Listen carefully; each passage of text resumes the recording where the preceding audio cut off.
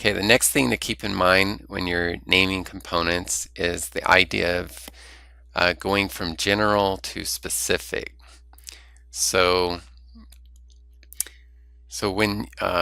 what this does is it helps to keep like things with like, and like if we go over to our if we go over to our template here, and I create a couple of variables, and let's see, maybe we'll do landlord property.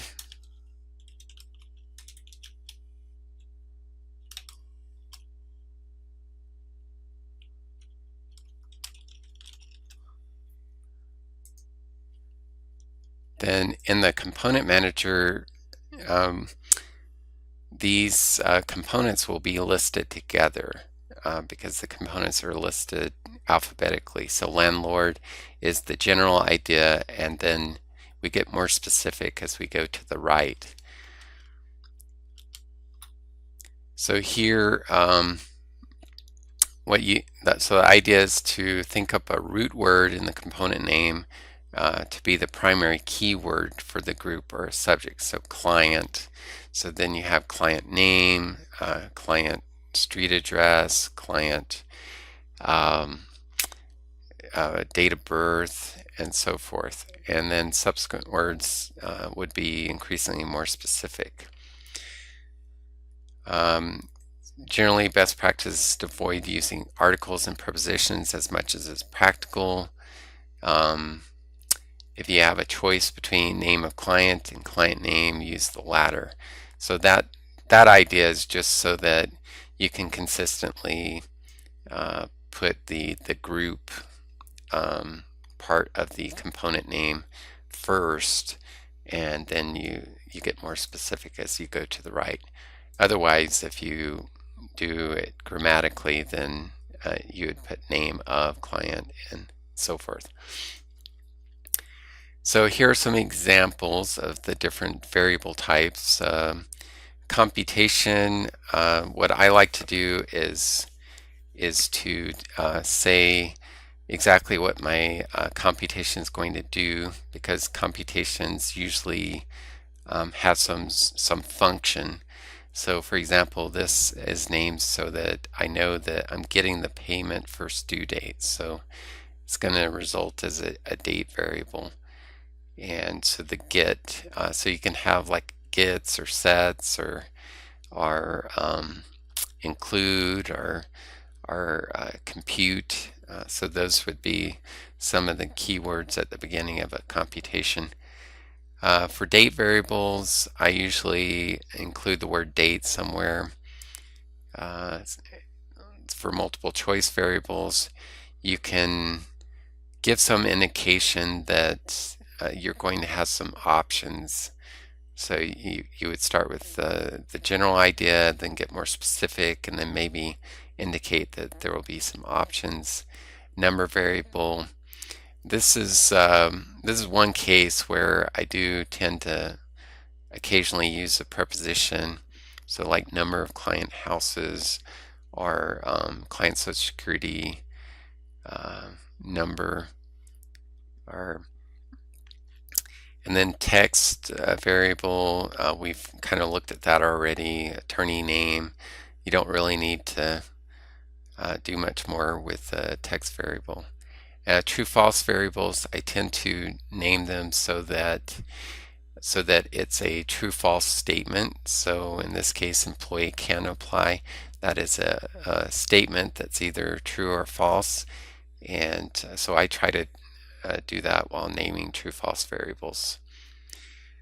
Alright, so we have 50 characters that we can use for our component names, and in the blog post here I kind of talk about some things that developers have traditionally done. One of them is used what's called Hungarian notation to signify the component type. And while using that Hungarian notation, they've also kept the white spaces in the component names for readability. So if we go back to our example here, I would, if I were to create landlord name again here, then if I were using the Hungarian notation, I would keep spaces, and then I would put a TE there to indicate that it's a variable type text. And so I've created that there. Now, one of the pros to this approach is that looking at the Word document, I can tell immediately that this landlord name TE is a text variable because I have the Hungarian notation telling me that.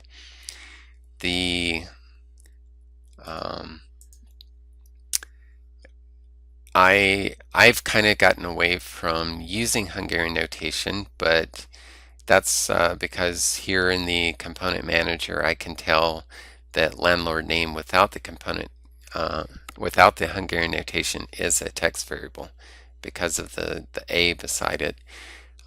And on the face of the form, I'm not too worried about knowing I'm not too worried about knowing whether it's a particular variable type. I can also simply edit component and it will tell me that it's a text variable. Besides the fact that I can usually tell from context what type of variable it is. But if you desire to use Hungarian notation, then the common Hungarian notation used with HotDocs is as follows. So you'd use a TE at the end of your component name for text variables, so like client name TE. You'd use a DA or a DT, also all caps, client birth date DA, NU for numbers, TF for true false, MC for multiple choice, CO for computation. Now you may note that I just told you, I just discouraged you from using uppercase, but when using Hungarian notation, you can rest assured that HotDocs will not make any of these particular Hungarian notations an instruction word or an expression model, because they just don't really spell out an intelligible idea. So this is the Hungarian notation, and let's see.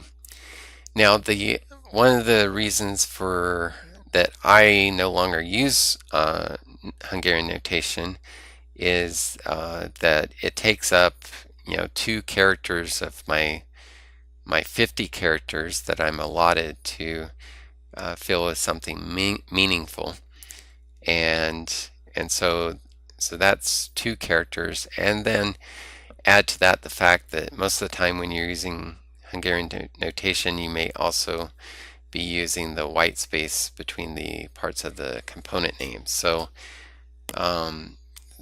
then that white space also takes up characters in my 50 character allotment. So what I like to do is I'm partial to the camel case method here, where no spaces and initial caps. However, feel free to develop your own component naming convention. There are many HotDocs developers out there that have come up with even alternatives to this particular method of Hungarian notation. For example, they will at the end of a text variable, they'll put a hyphen with a T, or at the end of a date variable, they'll put a hyphen with a D, and so you can vary the idea behind the Hungarian notation if you like, and you can come up with your own component naming convention. Just the important thing to keep in mind is to to avoid certain characters that shouldn't be in your component names, and to try to make your whatever's filling up your 50 character allotment meaningful, so that a future developer that's looking at your work will be able to know, okay, well, this particular variable is supposed to do this, and then besides that, uh, make it such that as you use that variable template to template, it'll be consistent, and it will be able to carry your answer forward, template to template. So this has been the training on component naming conventions. Thank you very much.